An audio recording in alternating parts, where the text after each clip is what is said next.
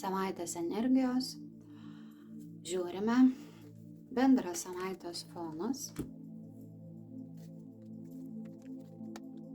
finansai, karjera, asmeniniai santykiai, asmeninis augimas ir patarimas jums. Bendrame savaitės fone turime didžiuosius 3 arkanus, tai pasaulis, nuoseklumas ir fortūnos ratas. Fortūnos ratą mes jau šiais metais turime kaip po bazinį arkaną. Tai bus tema apie pokyčius, apie tai, ką turime patys pakeisti, apie tai, ką turime leisti vykti, kur patiems reikia judėti, apie tai, kas gali netikėtai išsispręsti arba netikėtai atsirasti. Tai mes šios savaitės bendrame fone turime taip pat fortūnos ratą. Tai, kad yra didieji 3 arkanai bendrame savaitės fone, mums byloja apie tai, kad savaitė bus pakankamai reikšminga.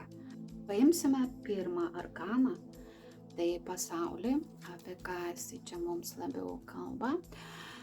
Tai labiau lies informaciją, aiškumą, tai, kas buvo neaišku, galbūt jūs sužinosite iš išorinių šaltinių. Ten, kur buvo klausimai, galbūt jie užsidarys. Ką mes turime nuoseklumo arkane, tai kad kai kurie dalykai turi spręstis ramiai, subalansuotai, harmoningai, kaip pasaulis nesisuktų ar ne, ar tas likimo fortūnos ratas, vis tik reikia turėti omeny, kad labai svarbu yra palaikyti balansą ir pusiausvyrą, kiek įmanoma prie įvairiausių aplinkybių.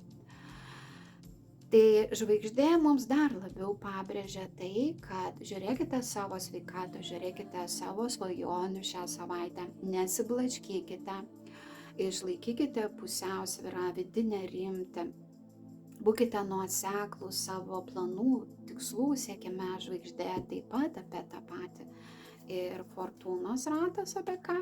Apie ką aš ir minėjau, tai kad gali staigiai atsiverti tam tikri keliai, tai gali užsibaigti tam tikros situacijos, gali prasidėti naujas kelias, gali atsirasti žmonių, kurie jūs pakreips, pasuks į kitą kryptį.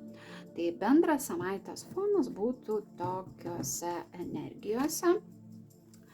Žiūrime, kas finansuose, karjeroje.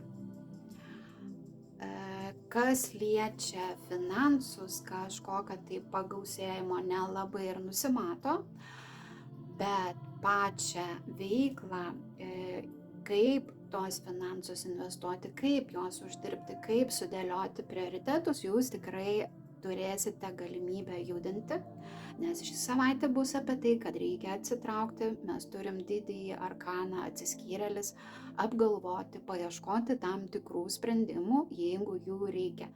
Norėsis judėti, radus sprendimus, įsijungs dinamika judėti į priekį.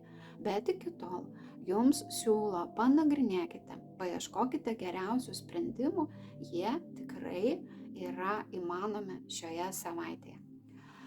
Asmeniniai santykiai, asmeninis augimas, tai kaip ir išlaiškė situacija apie kažkokį tai šansą, kuris pasisuko gan greitai, bet bus tiesiog kaip pamoka. Jums nereikėtų nueiti į negatyves emocijas, tai gali fonuoti, kad norėsis daugiau žvelgti į praeitį, gali apnikti nelabai geros mintis, lydėti emocijos liūdnos ar neramios, gali būti net be jokio pagrindo. Tai turėkite omeny, kad tam tikri dalykai, jeigu ir gyvenime ateina pas jūs skubotai, priimkite juos labai ramiai. Ne visus dalykus mums reikia išgyventi, kas yra šiame pasaulyje. Ir ne visos mintis ar pojūčiai kartais priklauso mums. Jie gali būti tiesiog bendrame energetinėme fone ir reikėtų tai išmokti. Reikėtų į tai žiūrėti daugiau kaip po iš aukštesnio taško, tai kokias pamokas galite įsisavinti, ką galbūt dar reikėtų pajudinti, apie ką dar 5. Galbūt reikia peržiūrėti tam tikras situacijas, kurios pas jūs gyvenime kartojosi ir užsiciklino, galbūt reikia peržvelgti tam tikras priklausomybės, nuo ko jūs esate priklausomi ir kas jūsų netenkina. Tai gali būti įvairiausių sričių, tiek finansinių, tiek emocinių, tiek mentalinių. Tai jums siūlo peržiūrėti visą tai ir atsiskirti savo pamokas, kurias jūs turėtumėte praeiti.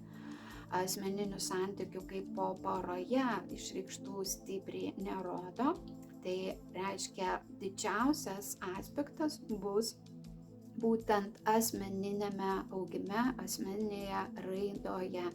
Gali būti moteris nusivylusi santykiais ar nusivylusi tam tikrais greitais pasirinkimais. Tai vėl yra tai, kad jūs galite peržiūrėti visą tą ciklą, kodėl jūs patenkate į tokius santykius. Tai tiek trumpai apie asmeninius santykius ir asmeninę raidą. Patarimas jums.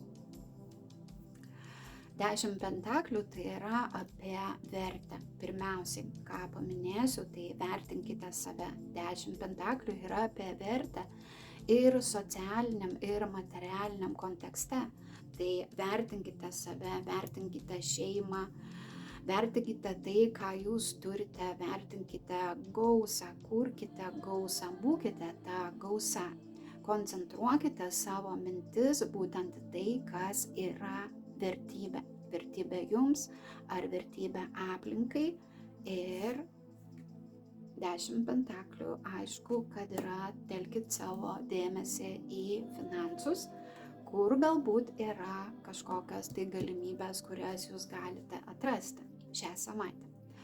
Tai tiek apie šią savaitę, šiaip gražių įspūdžių, pojūčių mes galime turėti ir tikėtis, bet neįnikite, kaip ir minėjau, į šitą būseną. Viskas ateina ir praeina. Ja reikia išspręsti viduje labiau, kaip mums rodė, nei kad joje užsiciklinti.